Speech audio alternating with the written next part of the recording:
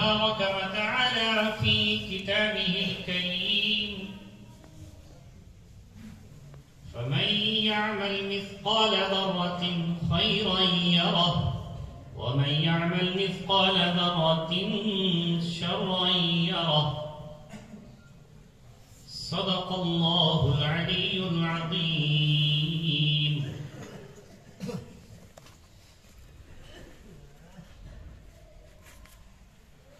رلاؤں تو بغاوت ہے، ہنساؤں تو بغاوت ہے. رلاؤں تو بغاوت ہے، ہنساؤں تو بغاوت ہے. سمجھ میں کچھ نہیں آتا کہ چھیڑوں داستاں کیسے. نہ تڑپنے کی اجازت نہ فریاد کی، نہ تڑپنے کی اجازت نہ فریاد کی. گھٹ کے مر جاؤں یہی مرضی میرے صیاد کی. تقریباً 7 سال طویل وقفہ ہوتا ہے، نہ صرف یہ کہ آپ سے بلکہ اپنوں سے اور اس پوری دنیا سے جدائی کے بعد آج پھر اس اللہ تبارک و تعالیٰ نے یہ اجتماعی محفل، اجتماعی مجلس ویسی ہی عطا فرمائی جیسے اس نے 7 سال پہلے مجھے کبھی مسجدوں میں، کبھی مدرسوں میں، کبھی عیدگاہوں میں، کبھی خانقاہوں میں، کبھی چوراہوں پر، کبھی گلیوں میں، کبھی پارکوں میں، کبھی میدانوں میں نصیب فرمائی تھی. اس پر میں اپنے رب کا شکر ادا کرنے سے پوری طرح قاصر ہوں. نہ میرے پاس وہ الفاظ ہیں کہ میں اپنے مالک کا شکر ادا کر سکوں، نہ میرے پاس وہ زبان ہے کہ میں اپنے رب کی حمد و ثنا کر کے حق ادا کر سکوں. اس موقع پر میں وہی الفاظ دہراتا ہوں جو میرے اور آپ کے محبوب، اس کائنات کے محبوب نبی پاک صلی اللہ علیہ وسلم نے اللہ کی حمد و ثنا کرتے ہوئے کہے: اللہم لا احصی ثناء علیک اللہم انت کما اثنیت علی نفسک.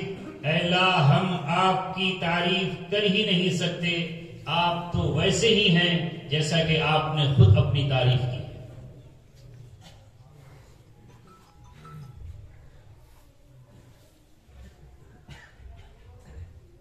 آپ حضرات اور علماء کرام، یہاں کا یہ مجمع جو خانہ خدا میں تشریف فرما ہے، ہم اس وقت اللہ کے گھر میں جمع ہیں، اور یہ اسی نے جمع کرنے کے اسباب، حالات، وسائل پیدا فرمائے. وہ نہ چاہے تو کچھ نہیں ہو سکتا.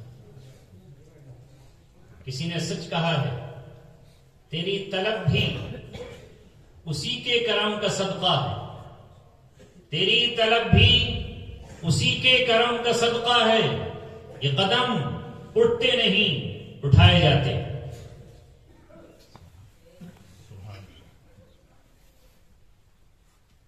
اور یہ پہلا گاؤں ہے میری آمد کے بعد کہ جہاں اس کثیر تعداد میں یہاں جمع ہوا، مجھے یہ مجمع ملا. آتے وقت وہی 7 سال پرانی یادیں، وہی موڑ، گاڑی کبھی ادھر موڑنا کبھی ادھر، ساتھ میں وہی مفتی وسیم صاحب کا سفر جو زمانہ طالب علمی میں کبھی میرے ساتھ جلسوں میں چلا کرتے تھے. سچ تو یہ ہے کہ نہ میری آنکھوں کو یقین ہو رہا تھا، نہ میرا دل یقین کر رہا تھا کہ کبھی مجھے یہ محفل مل سکے گی، کیونکہ میں جس ماحول سے نکل کر آیا ہوں وہاں امیدیں کم، مایوسیاں زیادہ. وہاں آس کم، یاس زیادہ ہے. جب کسی کا جنازہ اٹھتے ہوئے دیکھتے، جسے ہم کاندھا بھی نہیں دے سکتے تھے، جس کی نماز جنازہ بھی ہم نہیں پڑھ سکتے تھے، جس کا منہ بھی ہم مرنے کے بعد نہیں دیکھ سکتے تھے، تو کبھی خیال ہی آتا کہ کہیں ایسا نہ ہو کہ اپنا جنازہ بھی یہاں سے اٹھ جائے. کبھی خواب امید بھرے دکھتے تو کبھی خواب میں مایوسیوں کی چادر اپنے دامن میں ہمیں لپیٹ لیتی اور ٹھٹک کے رہ جاتے. اسی کشمکش میں صبح گزرتی، شام گزرتی، راتیں گزرتی، دن گزر جاتے. دیکھتے دیکھتے ہفتے، مہینے اور سال گزر گئے. سچ تو یہ ہے کہ میں اگر دل سے یہ بات کہوں جو آپ کو بری نہیں لگنی چاہیے، مجھے ایسا لگتا تھا کہ قوم کیا مجھے اپنوں نے بھی بھلا دیا ہوگا. 7 سال کا عرصہ بڑا طویل عرصہ ہوتا ہے. بچے جوان ہو جاتے ہیں، جوان ایک اور منزل تک پہنچ جاتے ہیں اور کتنے دنیا سے رخصت ہو جاتے ہیں. امیر غریب بن جاتے ہیں، غریب امیر ہو جاتے ہیں. کتنے صحت مند بیمار ہو جاتے ہیں اور کتنے بیمار صحت مند اور چاق و چوبند ہو جاتے ہیں. کون مجھے یاد رکھے گا؟ ہاں کبھی یہ خیال آتا تھا کہ اپنی تو صبح اور شام اس طرح گزرتی تھی کہ ایک جا رہتے نہیں. عاشق بدنام کہیں، دن کہیں، رات کہیں، صبح کہیں، شام کہیں. صبح یہاں تو شام کسی اور گاؤں میں، رات وہاں تو اگلی دوپہر کہیں اور. ایک ایک وقت میں جب مجھ میں ہمت تھی اور جسم میں طاقت بھی تھی تو 3 جلسے میں لے لیا کرتا اور دوڑتا رہتا. بس اسی اسم میں کہ نہ جانے یہ زندگی ایک مسافر کی طرح ہے. اجالے اپنے یادوں کے ہمارے ساتھ رہنے دو، نہ جانے کس گلی میں زندگی کی شام ہو جائے.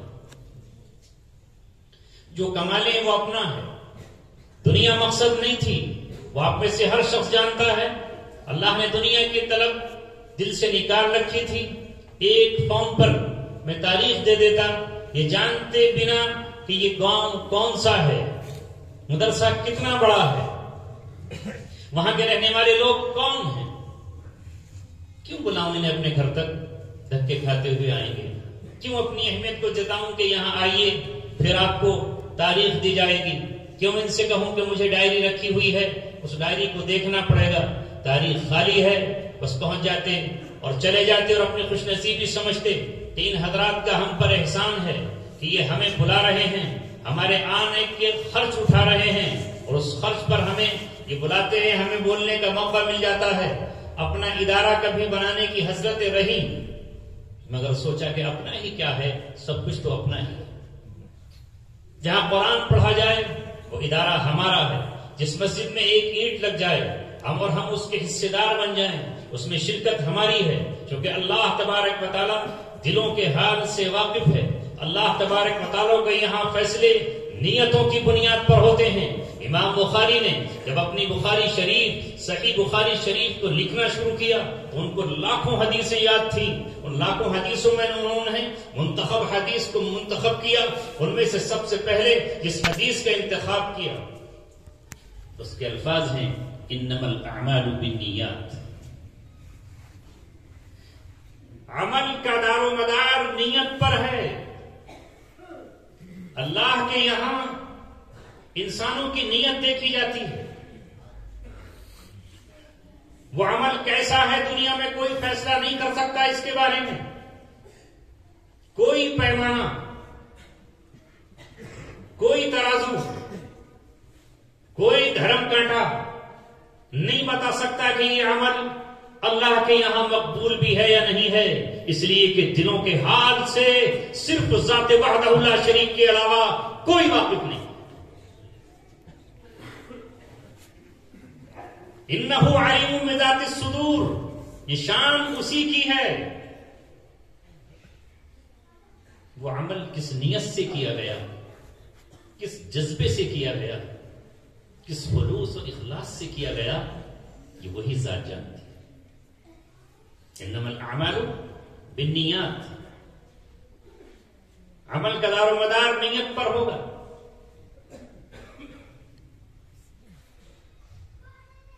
کتنے لوگ ایسے ہوں گے جن کے بارے میں قرآن نے کہا، کتنے لوگ ایسے ہیں الذین ضل سعیہم فی الحیات الدنیا وهم یحسبون انہم یحسنون صنعا، کتنے لوگ ایسے ہیں کہ ان کے اعمال اکارت گئے، غلط ہٹک گئے، کچھ نہیں ملنے والا، اور وہ پوری زندگی یہی سوچتے رہے کہ ہم تو اچھا کام کر رہے ہیں. ان کا خیال یہی تھا، وہ یہی سوچ رہے تھے کہ ہم تو بہتر کام انجام دے رہے ہیں، لیکن وہ ان کے اعمال ختم، اکارت. اور کتنے لوگ ایسے ہیں جو سوچتے رہتے ہیں کہ ہم کیا ہیں، ہماری اوقات کیا ہے، ہماری حیثیت کیا ہے، ہمارا عمل ہی کیا ہے، اور وہ اللہ تبارک و تعالیٰ کے یہاں مقبول ہے. تو آج میں صرف اس لیے حاضر ہوا جب یہاں سے علماء کا ایک وقت اور ان کے ساتھ چند نوجوان اصرار کے باوجود میرے گھر پہنچ ہی گئے، تو مجھے یہ مسافت یاد آئی کہ کس طرح میرٹھ کے آخری کنارے سے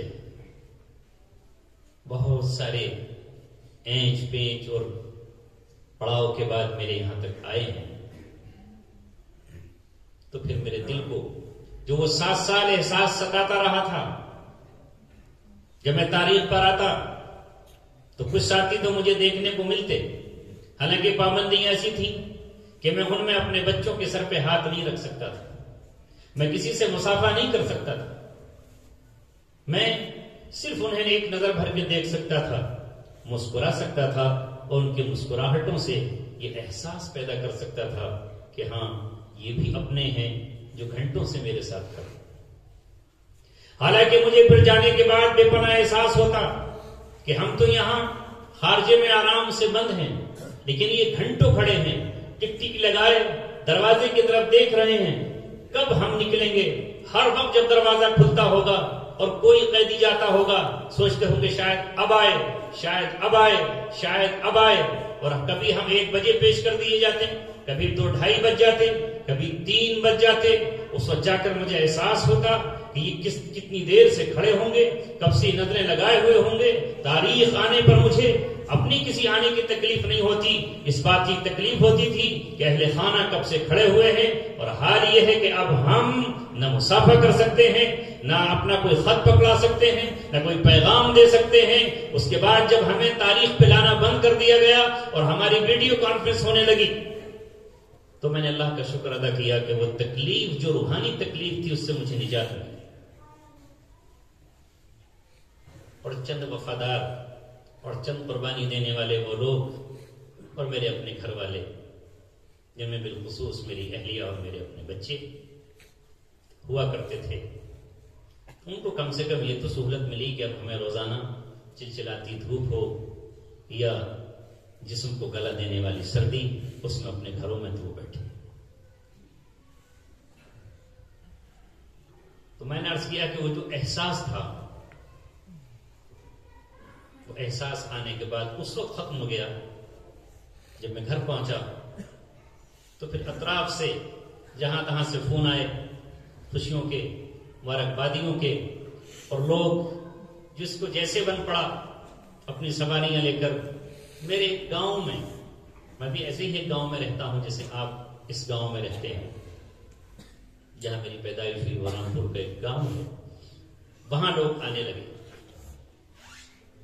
اور صبح 8 بجے سے لے کر کے رات کے 8 بجے تک میں جن کو جانتا بھی نہیں وہ بھی آئے، جن سے میری سلام دعا تک نہیں تھی وہ بھی آئے. تب پھر یہ احساس ہوا کہ اللہ تبارک و تعالیٰ نے محبتوں کے چراغ دلوں میں روشن کیے.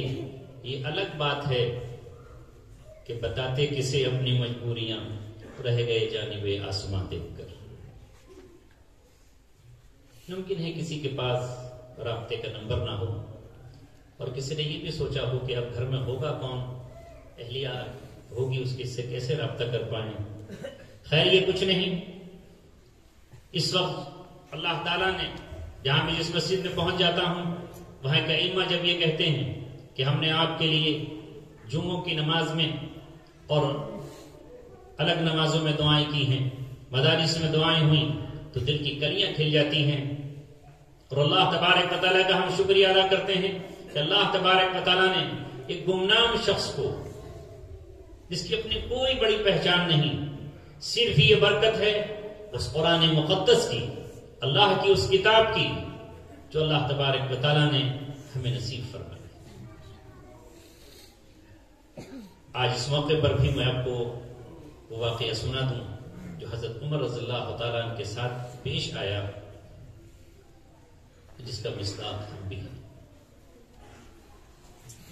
اور پھر آپ نے نبی پاک صلی اللہ علیہ وسلم کی ایک حدیث نقل فرمائی جو علماء کی زبانیں آپ سنتے ہیں اور ہم بھی سناتے رہے ہیں، ان اللہ یرفع بہذا الکتاب اقواما ویضع بہ آخرین، اللہ اس کتاب کے ذریعے لوگوں کو اور قوموں کو بلندیاں نصیب فرمائے گا، اللہ اس کتاب کے ذریعے لوگوں کو اونچا اٹھائے گا، ان کو عظمتیں اور رفتیں اور بلندیاں نصیب فرمائے گا، اور اسی کتاب کے ذریعے سے قومیں زمین میں دھس جائیں گی، ذلتیں ان کا مقدر ہو جائیں گی، اور وہ زمین زمانے میں ذلیل و خوار ہو جائیں گے، جیسا کہ علامہ اقبال نے فرمایا وہ زمانے میں معزز تھے مسلمان ہو کر اور ہم خوار ہوئے تاریخ قرآن ہو کر۔ زمانہ ہے عمر بن خطاب رضی اللہ تعالیٰ عنہ کی حکومت کا، سلطنت کا، ان کی بادشاہت کا، اور کیا بادشاہت تھی ان کی، وہ تاریخ سے کوئی پوچھے کیا رعب اور دبدبہ تھا، کیا عدل اور ان کا انصاف تھا، اسے آج تک تاریخ فراموش نہیں کر سکتی اور نہ قیامت تک کر پائے گی۔ ایک مرتبہ عرب کے صحرا میں جنگل میں ایک وادی میں گئے، تیز دھوپ کا وقت ہے، ٹھہر گئے اور ماضی کی یادوں میں کھو گئے۔ یاد تو یاد ہے، کسی شاعر نے اس لیے عجیب بات کہہ دی ہے اس یاد ہی کے اوپر، اف یہ یادوں کا تسلسل، یہ خیالوں کا ہجوم، چھین لی آپ نے مجھ سے میری تنہائی بھی۔ اور ایک شاعر نے تو عجیب و غریب بات کہہ دی، بددعائی کر ڈالی اس نے، یاد ماضی عذاب ہے یا رب، چھین لے مجھ سے حافظہ میرا، کہاں تک یاد کروں؟ میں اس لیے یاد کر رہا ہوں کہ پورے 7 سال ہر روز ہم یادوں کی بارات ہی میں رہتے تھے، یادوں کے سوا کچھ اور تھا ہی کہاں۔ بس وہ وقت جو قرآن کے پڑھنے میں، دینی کتابوں کے مطالعے میں، ساتھیوں کے ساتھ بیٹھنے میں گزر گیا، وہ تو گزر گیا، باقی تو پھر یادیں ہی یادیں۔ تو حضرت عمر رضی اللہ تعالیٰ عنہ بھی اس وادی میں کھڑے ہوئے اور بچپن کی یادوں میں کھو گئے۔ کسی ساتھی نے کاندھا پکڑ کر ہلایا اور کہا کہ اے عمر، چلچلاتی دھوپ میں کہاں پہنچ گئے؟ آنکھوں سے آنسوؤں کی برسات ہوئی، اشک ٹپکے، اور کہا یہی وہ مقام ہے جہاں عمر خطاب کا بیٹا بکریاں چرانے آیا کرتا تھا اور اپنے اونٹ چرانے آتا تھا، بچوں کے ساتھ کھیلنے کودنے میں لگ جاتا۔ یہ مجھے احساس ہی نہیں ہوتا کہ میں نے بکریوں کا پیٹ بھروایا کہ نہیں، اونٹوں کو اچھی ہری گھاس چرائی کہ نہیں، اور ایسے ہی واپس چلا جاتا۔ جب میں واپس جاتا تو میرا باپ خطاب مجھے چھڑی سے مارتا اور یہ کہتا کہ او نادان، او احمق، او بے وقوف، ایک دوسرے بچے جو اپنی بکریاں چلا کر لائے ہیں، فلاں خاندان کا لڑکا، اس کی بکریوں کی کوکیں پھولی ہوئی ہیں، اونٹ اس کے کس طرح سیراب ہوئے ہیں، اور دیکھ تیری بکری یا کس طرح بھوکی آئی ہیں، کمر ان کی پچکی ہوئی ہے، تجھے اتنا ہوش نہیں کہ بکریاں کہاں چرائی جاتی ہیں اور کس مقام پر لے جایا جاتا ہے، کھیل کود میں تو مست وہاں ہو جاتا ہے۔ تو میرا باپ میری پٹائی کرتا۔ کہتے ہیں آج مجھے وہ اپنا گزرا ہوا کل یاد آ گیا، وہ عمر جسے بکریاں چرا نہیں آتی تھیں، آج وہ عمر ایک سلطنت کا بادشاہ ہے، آج اس کا نام رومیوں کی سلطنت میں لیا جا رہا ہے، آج پرشین ایمپائر میرے نام سے کپا رہا ہے۔ اللہ تبارک و تعالیٰ نے مجھے یہ عظمت صرف قرآن کی بنیاد پر دی ہے، اور پھر فرمایا میرے حبیب نے یہ بات فرمائی ہے جو میں نے اپنے نبی پاک صلی اللہ علیہ وسلم سے سنی ہے، ان اللہ یرفع بہذا الکتاب اقواما ویضع بہ آخرین، اللہ اس کتاب کے ذریعے سے قوموں کو بلندیاں نصیب فرمائے گا، اور اسی کتاب کو جب کوئی قوم چھوڑے گی تو پھر اسے ذلت و خواری کا منہ دیکھنا پڑے۔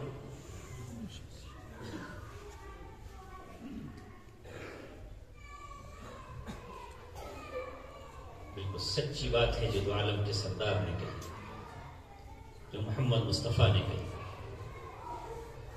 کتنے ہی جھونپڑیوں میں رہنے والے اللہ نے اس کتاب کے ذریعے ان کو عظمتیں عطا فرمائی. اب ہم جیسے لوگ کیا پہچان ہے؟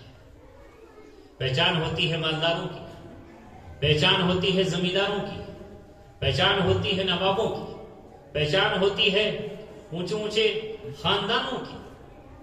لیکن نبی اکرم صلی اللہ علیہ وسلم نے آ کر اس امت کو یہی پیغام دیا.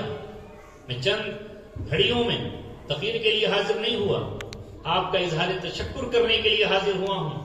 ان آنکھوں کا شکریہ ادا کرنے آیا ہوں جو میری محبت میں روئی ہیں. میں ان دلوں کا شکریہ ادا کرنے آیا ہوں جو میرے لیے مچلے ہیں، تڑپے ہیں، بلبلائے ہیں، جن سے آہیں نکلی ہیں، ہچکیاں نکلی ہیں، سسکیاں نکلی ہیں. میں ان زبانوں کا شکریہ ادا کرنے آیا ہوں جنہوں نے رات کے اندھیروں میں میری رہائی کے لیے دعائیں مانگی ہیں. یقیناً میں کسی لائق اور کسی قابل نہیں ہوں، مجھ سے گنہگار ہوئے زمین پر شاید کوئی نہ ہو، مگر وہ آپ کی آہیں، وہ میری بہنوں اور میری بیٹیوں اور میرے بھائیوں اور علماء اور حفاظ اور قرآن پڑھنے والوں کی وہ دعائیں تھیں جو رب عظیم تک پہنچی، جس نے عرش اعظم کو ہلا ڈالا. اور اللہ تبارک و تعالیٰ نے اور لوگوں کی طرح ہمارے لیے بھی جیل کی ڈوڑی کے دروازے کھولے. اور وہ لمحہ آیا جب ہماری رہائی کا پرچہ آیا، وہ شور مچا کہ آپ کا بھی مفتی صاحب پرچہ. ورنہ میں اللہ تبارک و تعالیٰ سے دعا کرتے ہوئے کہتا کہ اللہ، کبھی تہجد میں، کبھی کسی اور موقع پر، کہ اللہ یہ دروازے آپ قاتلوں کے لیے بھی کھولتے ہیں، جو قتل کر کے آتے ہیں ان کو بھی رہائی مل جاتی ہے، ڈاکوؤں کو رہائی مل جاتی ہے، چوروں کو رہائی مل جاتی ہے، ظلم کرنے والوں کو بھی آپ رہائی، کبھی پیرول، کبھی ضمانت، کبھی کسی شکل میں دیتے ہیں. وہ دن کون سا ہوگا، وہ لمحے کون سے ہوں گے، وہ گھڑیاں کون سی ہوں گی، وہ ساعتیں کون سی ہوں گی جب یہ دروازہ ہمارے لیے کھلا. پھر چونکہ اللہ تعالیٰ نے سورہ یوسف پڑھنے کا موقع پہلے بھی دیا اور وہاں بھی اللہ تو دروازے تو نے یوسف علیہ السلام کے لیے کھولے، ہمارے لیے کب یہ دروازے وہاں ہوں گے. لیکن اللہ تبارک و تعالیٰ کے یہاں سے جس طرح انسان کی زندگی مقرر ہے، اسی طرح اس کا رزق بھی مقدر ہے. جس طرح انسان کی سانسیں مقرر ہیں، اسی طرح اس کی تقدیر کے پیمانے بھی اللہ نے اس دنیا میں آنے سے پہلے لکھ دی. اس کے یہاں امتحانات الگ الگ انداز سے لیے جاتے ہیں. شاید آپ کو یاد ہو، پھر میں وہ بات دہراتا ہوں کہ کبھی کسی کا امتحان آگ کے شعلوں میں ڈال کر لیا جاتا ہے، جس کو تاریخ خلیل اللہ کے نام سے پکارتی ہے، جس پر علامہ اقبال نے کہا ہے بے خطر کود پڑا آتش نمرود میں عشق، عقل تھی محو تماشائے لب بام ابھی. تو کسی کا امتحان آگ کے دریا اور آگ کے شعلوں میں ڈال کر لیا جا رہا ہے کہ وہ اس موقع پر کیا کہتا ہے، اس موقع پر وہ کیا اختیار کرتا ہے. اور میں نے اس وقت بھی کہا اور آج پھر کہتا ہوں کہ جب اللہ تعالیٰ کسی کو امتحان میں مبتلا کرتا ہے تو امتحان صرف اس کا امتحان نہیں ہوتا، بلکہ وہ امتحان کائنات کی ہر چیز کا امتحان ہوتا ہے. کچھ شخصیات ایسی ہوتی ہیں کہ اس وقت اللہ تبارک و تعالیٰ دیکھتا ہوتا ہے کہ کائنات کی دیگر چیزیں بھی کیا اس وقت اپنے فریضے کو انجام دیتی ہیں، آیا مخالفت میں کھڑی ہوتی ہیں یا موافقت میں.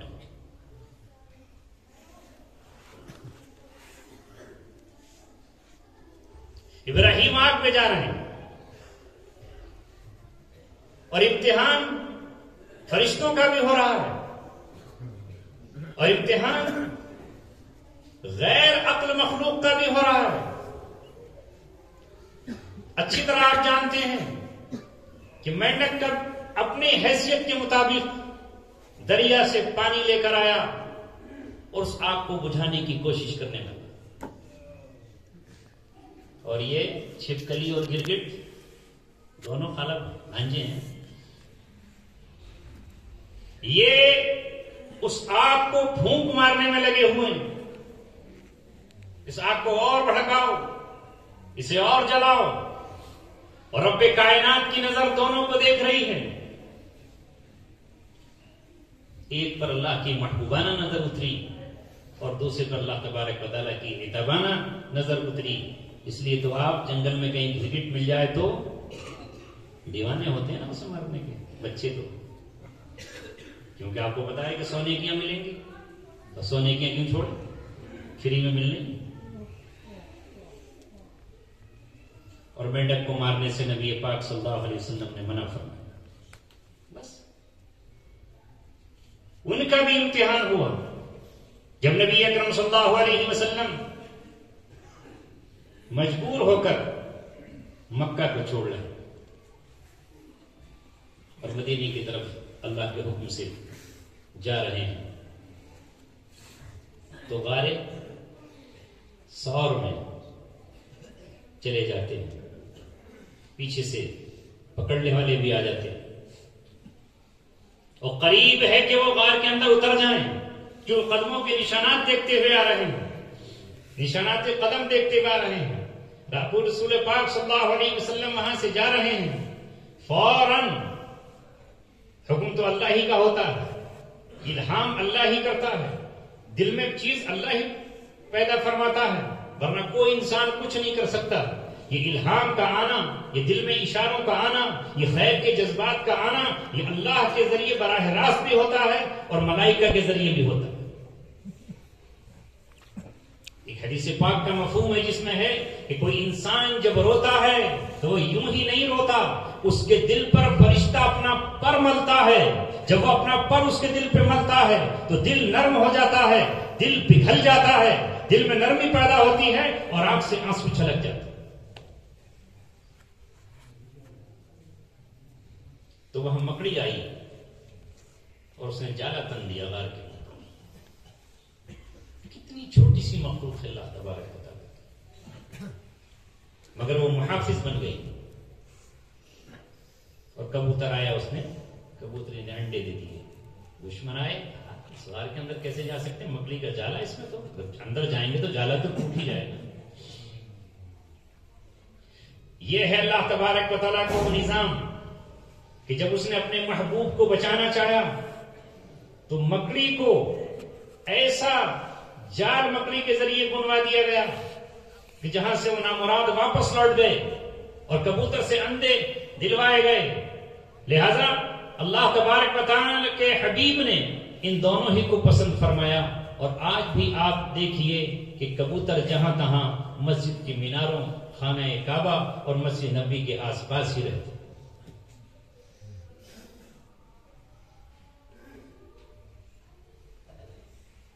عرض یہ کرنا ہے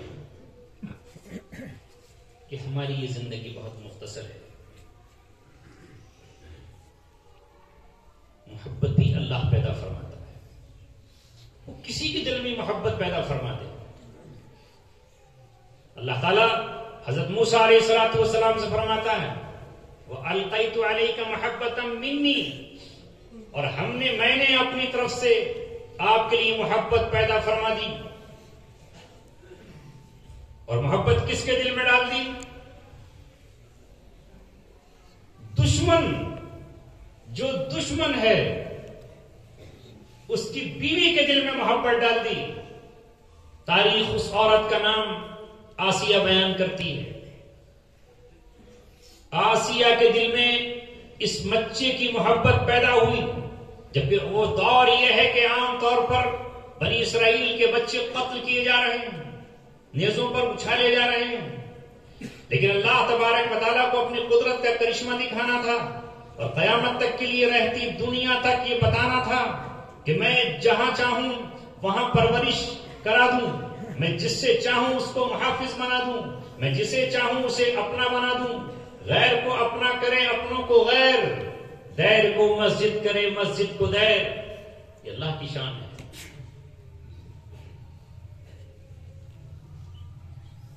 زوجہ لوط نبی ہو کافرہ، آسیہ فرعون کی ہو طاہرہ.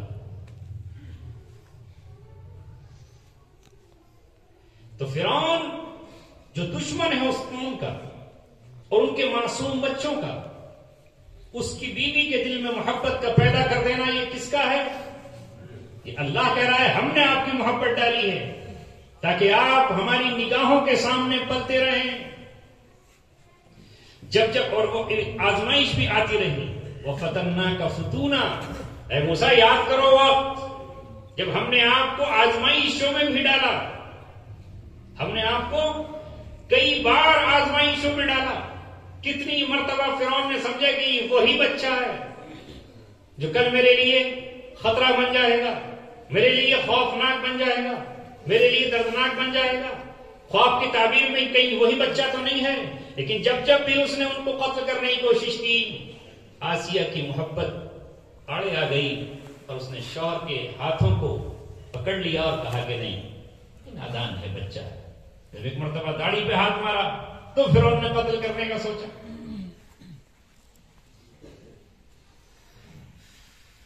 شروع میں جب پہنچے تب قتل کرنے کا سوچا. تو اللہ نے یہ کہا کہ ہم نے آپ کو مختلف موقعوں پر آزمائش میں ڈالا. موسیٰ علیہ السلام کے ہاتھوں ایک قبطی کا قتل ہو گیا. اس وقت فرعون پھر جب بلا اٹھا, پھر اللہ تبارک و تعالی نے ان کو بچایا. لیکن اللہ, اس کے رسول اور رسولوں کے جانشین کی محبت رائے گا بھی نہیں جاتی. یاد رکھیے, اگر محبت ہی پہ بولا جائے تو گھنٹوں چاہیے. وہ رائے گا نہیں جاتی, کیونکہ اللہ کی محبت ہی رسول کی محبت کا سبب بنتی ہے, اور رسول کی محبت پھر ان کے جانشینوں کی محبت کا سبب بنتی ہے. اس لیے نبی پاک صلی اللہ علیہ وسلم نے جو ہمیں دعائیں سکھائیں, اس میں دعا میں یہ کہا, اللہم انی اسأل حبک. اے اللہ میں آپ سے آپ کی محبت مانگتا ہوں, اپنی محبت عطا فرمائیے. وحب من یحبک, اور جو آپ سے محبت کرتے ہیں ان کی محبت بھی مجھے عطا فرمائیے. وحب عملی یقرب الی حبک, اور ایسے عمل کی محبت مانگتا ہوں جو تیرے قریب کر.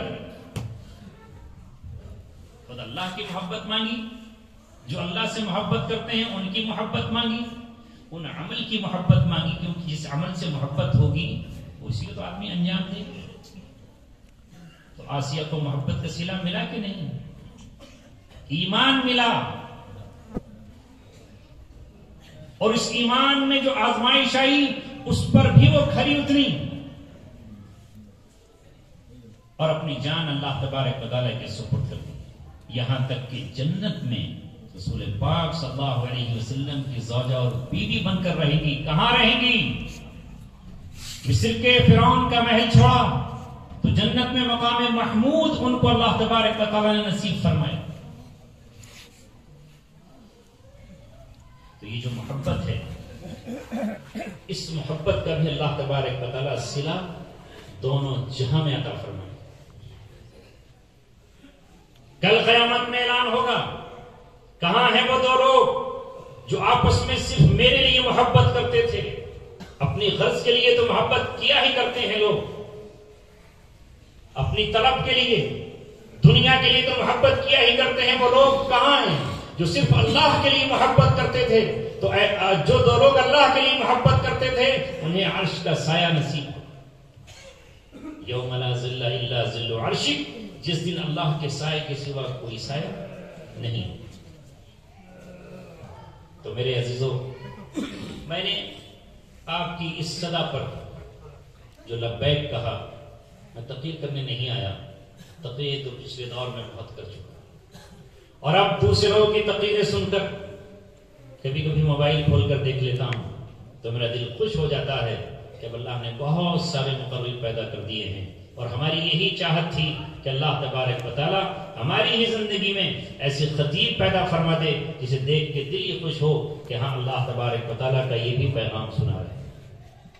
لیکن اس محبت کو میں کیسے ٹھکراتا جو آپ کو مجھ سے تھی؟ مجھے معلوم ہے کہ نہ جانے کتنے بزرگ ہوں گے جن کے پاس آنے کے لیے یہاں سواریاں نہیں ہوں گی, نہ جانے کتنے بچے ہوں گے جو مجھے اب دیکھنا چاہتے ہوں گے, کیونکہ بہت سی چیزیں آج یوٹیوب پر آ گئی ہیں. نہ جانے کتنی مائیں اور بہنیں بھی ایسی ہوں گی جنہوں نے دعائیں کی ہوں گی, ان سے میرا کوئی قوم کا رشتہ نہیں ہے, میرا خاندانی کوئی رشتہ نہیں ہے, میرا خونی رشتہ نہیں ہے, لیکن ان تمام رشتوں سے بڑھ کر سب سے بڑا رشتہ ہے کلمہ طیبہ لا الہ الا اللہ محمد رسول اللہ. اور یہی میرے نبی محمد صلی اللہ علیہ وسلم نے بنایا. آپ کے تمام معجزوں میں اور آپ کی سنتوں میں ایک عظیم سنت یہ ہے کہ آپ نے انسانیت کے رشتے میں بھی جوڑا اور آپ نے اسلام کے رشتے سے ہر اس شخص کو باندھ دیا جس نے کہا لا الہ الا اللہ محمد رسول اللہ. اور آپ نے فتح مکہ کے بعد حجۃ الوداع کے موقع پر جو اعلان فرمایا وہ یہی اعلان تھا لا فضل لعربی علی العجمی ولا لعجمی علی العربی ولا للاسود علی الابیض ولا للاسود علی الابیض. اللہ تبارک سنو، کوئی گورا کسی کالے پر فضیلت نہیں رکھتا اور کوئی کالا کسی گورے پر فضیلت نہیں رکھتا اور کوئی سفید کسی کالے سے افضل نہیں ہو سکتا. اللہ کے یہاں اگر فضل ہے تو صرف تقوی کی بنیاد پر ہے، طہارت کی بنیاد پر ہے. جو جتنا متقی ہے اتنا ہی اسے معزز ہونا چاہیے اور جتنا جو اللہ سے ڈرنے والا ہے اتنا ہی اللہ تبارک و تعالیٰ کے نزدیک محبوب ہونا چاہیے. خاندان کوئی حیثیت نہیں رکھتے، قوم کوئی حیثیت نہیں رکھتی، نسب کوئی حیثیت نہیں رکھتا، زبان کوئی حیثیت نہیں رکھتی، رنگ اور نسل کوئی حیثیت نہیں رکھتی. اگر آج بھی مسلمان ہونے کے بعد کوئی ان چیزوں کو مانتا ہے تو اچھی طرح یاد رکھے ابھی بھی اسلام اس کے قلب میں نہیں آیا، اس کے دل میں نہیں آیا، اس کے جگر میں نہیں اترا اور وہ جاہلیت کی زندگی گزارا.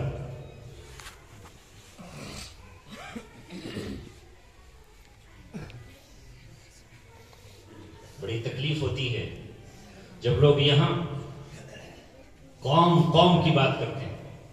میری قوم کیا ہے؟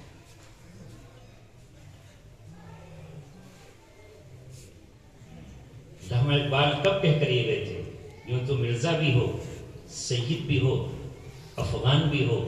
یوں تو مرزا بھی ہو، سید بھی ہو، افغان بھی ہو، تم سبھی کچھ ہو بتاؤ کہ مسلمان بھی ہو.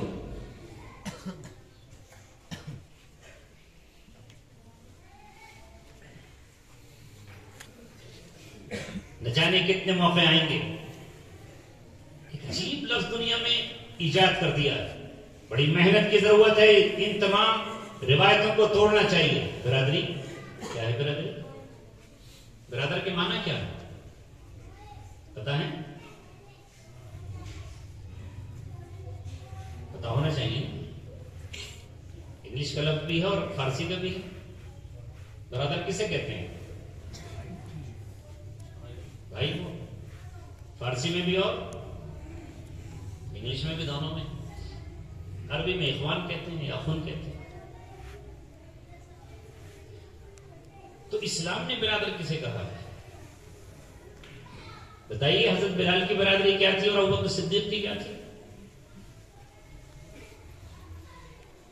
کل مؤمن اخوہ. جب تمام کے تمام مومن بھائی ہیں تو پھر گاڑھا گاڑھے کا بھائی ہے تو پتلا کر لائے گا. گاڑھے گاڑھے تو سب ایک پتلے کی طرف ہیں.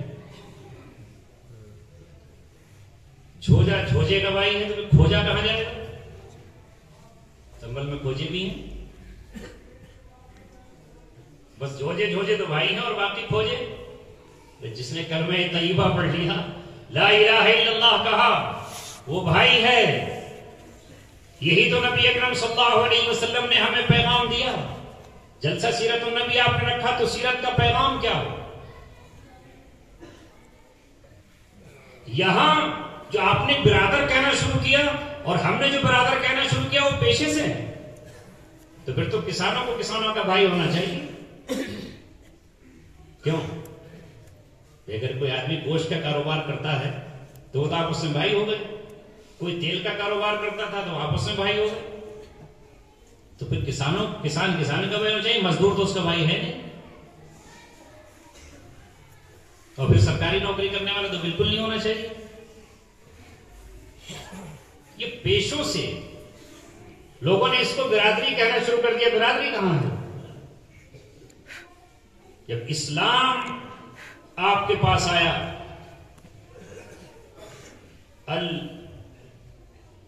المؤمن کجسد واحد، مومن جس نے لا الہ الا اللہ کہہ لیا وہ آپس میں ایک دوسرے کے لیے جسم کی طرح ہیں. جسم کا ایک حصہ ہے. وہ جسم کے ایک حصے پر اگر تکلیف ہو تو دوسرا بھی ویسی ہی تکلیف محسوس کرے. اور اگر ایسا نہیں ہے تو ابھی ایمان نامکمل ہے. جس طرح جسم کے اس حصے میں جان نہیں ہے اگر وہاں تکلیف محسوس نہیں ہوتی، کانٹا پیر میں چبھتا ہے، آنسو آنکھ سے چھلکتا ہے، اور آہ دل سے نکلتی ہے، اور کراہ زبان سے جاری ہو جاتی ہے، تو کانٹا پیر میں چبھا ہے. زبان اف کیوں کہہ رہی ہے؟ یہ ہاتھ کون کانٹے پیر کی چلانے کے لیے کیوں پہنچا ہے؟ درد داڑھ میں ہو رہا ہے، پورا جسم بخار میں ہے، پورا جسم بخار میں ہے. وہاں سے لے کے یہاں تک یہ مثال دی سرکار مدینہ صلی اللہ علیہ وسلم نے.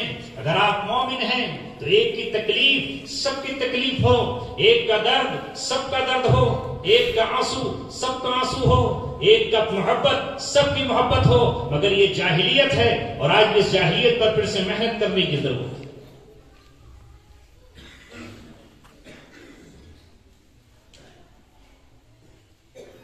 ایک ہی صف میں کھڑے ہو گئے محمود و ایاز، نہ کوئی بندہ رہا نہ کوئی بندہ نواز. یہ تو نماز کا سلسلہ. کیا یہاں بورڈ لگا سکتے ہیں کہ اس مسجد میں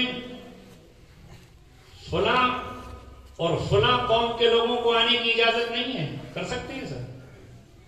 کیوں؟ برادری کے تو ہیں، برادر وہی ہیں جو ایک پیشے کے ہیں. حکم یہ ہے کہ مسجد میں جو سب سے پہلے آیا ہے اگلی صف میں وہی کھڑا ہوگا، اسے ہٹا نہیں سکتے. تیرے دربار میں آئے تو محتاج و غنی ایک ہوئے. وہ جاہلیت کے بت باہر ڈال دو. وہ جو ابھی تک تمہارے کھیت میں مزدور کام کر رہا تھا، ابھی تک جو تم وہاں چیئرمین کی کرسی پر بیٹھے ہوئے تھے اور گیٹ پہ کھڑا ہوا ہے گیٹ کیپر، اس کی حیثیت بہت کم تھی. یہ رب کا دربار ہے، یہ تمہارا آفس نہیں ہے. یہ بادشاہ تیرا شیش محل نہیں ہے، یہ تیرا قلعہ نہیں ہے. یہ اللہ تبارک و تعالیٰ کا گھر ہے. یہاں پھٹے ہوئے کپڑے لے کر اور اپنے کپڑوں میں پیمند لے کر بھی ایک غریب مزدور کوئی کسان اگر اپنی صف میں آ گیا تو تیری حیثیت نہیں ہے کہ تو بادشاہ ہو کر یہاں آئے. اس لیے حکم یہ ہے کہ جمعے کے دن جو شخص لوگوں کی گردنیں پھلانگتا ہوا آگے آتا ہے، قیامت میں اسے پل بنایا جائے گا. جو پہلے آیا وہ پہلے بیٹھ جائے. ابھی تو کرتے ہیں لوگ ایسا، پہلے تو آئے نہیں اور جو آگے بیٹھے ہیں ان کے گردنوں کو کودتے ہوئے جا رہے ہیں. کل قیامت کا منظر تو آنا ہی ہے، آنا ہی ہے. کوئی مائی کا لال اسے روک نہیں سکتا. جیسے موت آنا ہے تو آنا ہی ہے، کوئی موت کے پنجوں سے چھڑا نہیں سکتا. وہ حشر کا دن، وہ بدلے کا دن، وہ حساب کا دن، وہ قیامت کا دن آنا ہے. اور اس دن اے ظالم تجھے پل بننا ہے. بعض لوگ شہروں میں یہاں اپنے کونا گھر لیتے ہیں مسجد میں. کیوں؟ تم نے پٹا کرا لیا ہے. امام بیچارہ کمزور ہوتا ہے، اگر وہ اس مسئلے کو بھی بیان کر دے تو اس کی امامت اگلے دن ختم. سب نہیں ہوتے ایک جیسے بیچارے. کیا کریں، کیا کہے وہ اس مسئلے کو کیسے بیان کریں. اس لیے میرے عزیزو، آؤ پھر سے دین اور اسلام کی طرف پلٹ آئیے. کہنے کو بہت ساری باتیں ہیں مگر میں وہی کہہ پاؤں گا جو وہاں سے اجازت ملے. کچھ بھی سوچ کر میں آؤں نہیں کہہ سکتا. میں یہاں بیٹھ کر چاہوں کہ وہ کہہ دوں نہیں کہہ سکتا. جو وہ چاہیں گے، جب چاہیں گے، جیسے چاہیں گے وہی کہلوائیں گے.